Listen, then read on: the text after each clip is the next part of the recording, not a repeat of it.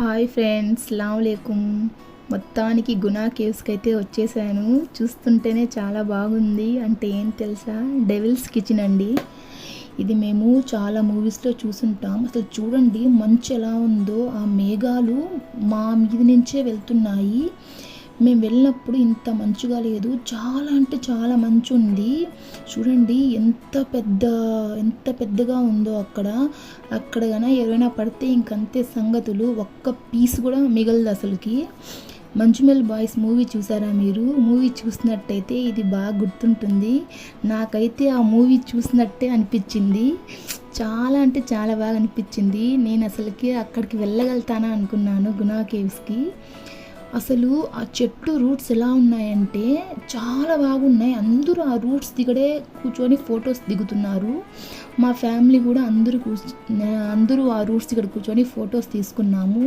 ఇప్పుడు నేను చూపిస్తున్నాను కదా, అదేందో చెప్పండి.